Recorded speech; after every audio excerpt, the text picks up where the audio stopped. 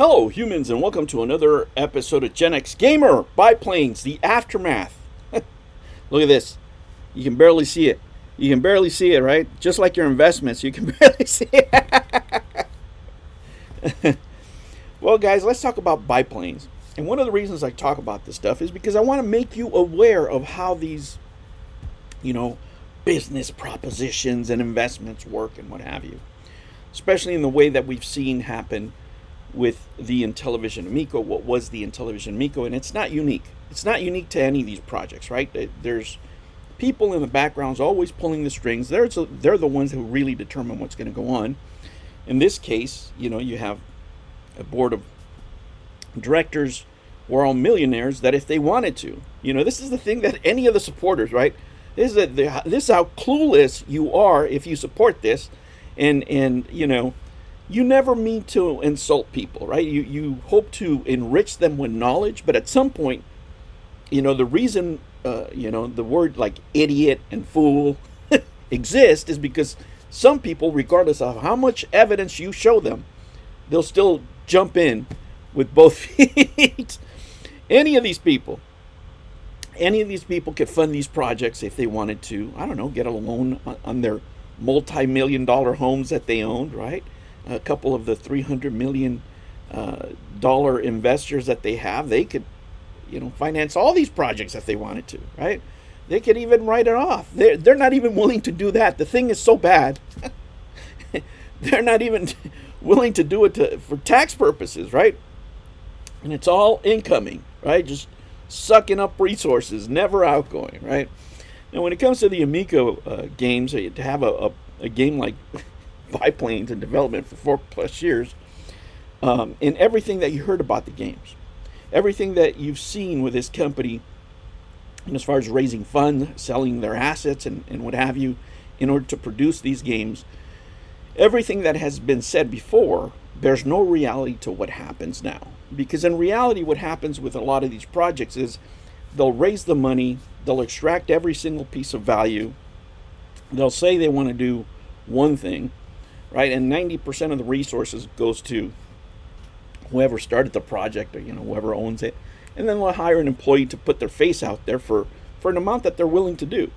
If anything, if you want to besides, right, the poor job that he did in the past, if you want to criticize John Alvarado for that, go ahead, right? I think my biggest criticism is, if you still put your face out there for money, Jesus Christ, can't you get another job? Can you get a job where you don't get humiliated constantly? You know what I'm saying? How much would you take? 150 G's? Yeah, okay.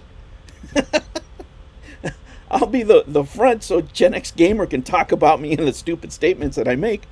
So let's look at some stupidity here, and let's read it, right? And weigh that against what you've heard before, right? After all the properties they sold, after actually selling the INTELLIVISION brand, this is said. Thanks for playing biplanes. This is on their North Korea Discord, by the way. Thanks for playing biplanes and for the good suggestions, except I'll comment on these suggestions by number and brief summary of the issue.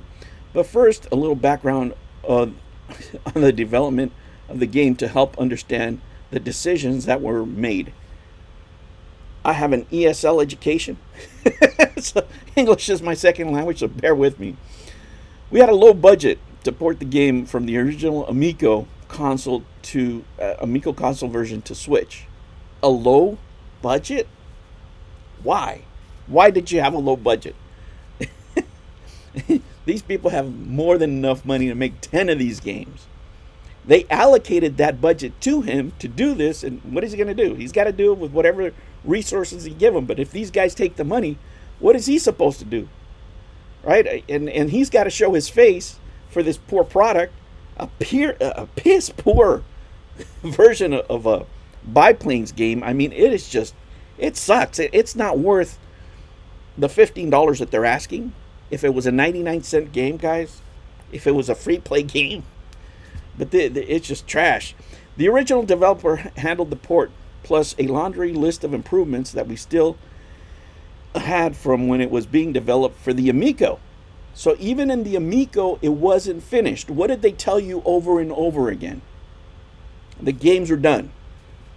They said it more than once. More than one person said it. The games were done. They had the YouTubers repeat, the games were done.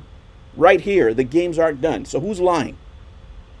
Right? At some point, you have to realize that you're not being fed, the proper information.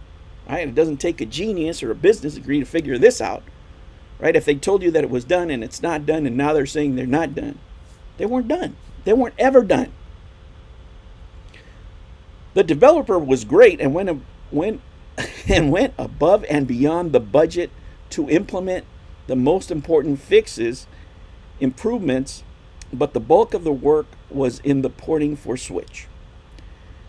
The list of desired improvements also grew during playtesting, but at some point they had to move to other paying work. So these guys were doing work for free because you run out of budget money? Does that seem credible to you on this type of game with the revenue they raised? Does that, and there's still people that defend this stuff, right? This is why I hammered this so far ahead of time, because I wanted absolutely no discussion whether I was being unfair or not, if they were going to put, a podcast out or anything out, because this is right here. It's not because I don't like, people that do the podcast or anything. It's because these guys are always with their hands out, and it's never enough. It's a never-ending pit, because 90% of the money goes to people who do not work on games. Obviously, this game didn't have enough resources, right? John Alvarado's not happy that I make fun of him for his production. I criticize his work. His work is shit, absolute crap. But if he's only getting 10 cents on the dollar, not all the blame goes to him, right? I mean, you can only do so much with what you're handed. And if he doesn't get any resources, and the people that are making the game aren't getting paid, what is he supposed to do? That's why they don't allow questions on thing. I would just quit, right? Out of personal honor, out of, like the Chinese say, saving face. I would just quit. I can't be part of this sham anymore. If I don't get to tell the truth, right? If I don't get to say, look, this is the only thing I can do. This is all I can afford, because they're not giving me the money. They're taking in the money. They sold the company. They sold the assets, but they didn't give me squat. They didn't give me the resources to finish this game. What do you want to do? It's the same thing that happened with E.T. back in the day with Atari, right? But the fact that you're still willing to go out there and show your face, I mean, that's the part that's critical. That is totally understandable, and I have nothing but good things to say about the developer. I agreed to take over, and they sent me the source project so I can finish up a few things from the list and handle the submission to Nintendo. The few things turned into all the things plus more. We spent over 3 months, part-time among other duties, right? So he's got to do the game. What other duties, John? What? There's nothing going on. You got other paying work. I understand. Go do your job, man. What are you doing here? What are you doing here getting clowned on the internet? Huh? I mean, you already sucked up everything out of the company. You had the family working there. You got the intern kid and all that stuff. It's done. You don't need to be taking slaps, dude. But you're making us look bad. As a community, dude.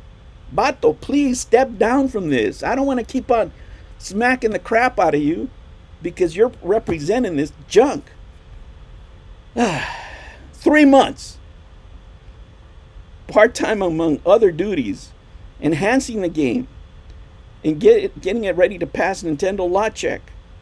Good thing they didn't ask for propeller sounds, huh? The soundtrack, wasn't the soundtrack already done? Wasn't that great soundtrack from Tallarico done?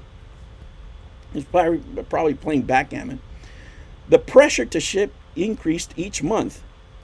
So for some features, I chose the most efficient solution rather than deal with the ideal solution to avoid any further delay in shipping the game. So he did what he could. He couldn't do everything because he doesn't have the money. They don't pay him. He's working part-time on this stuff, and he had 3 months to do it. 3 months, when the game was announced 4 years ago. Of course this is not the whole truth. Of course this is not the whole truth. But that is what you're going to get when you choose to back these companies, right? Because if you were out there saying these games are done, this is the other, this game is absolute trash. It's absolute garbage. Pick any of the games on the Sprint. They're better than this. Pick any homebrew game out there.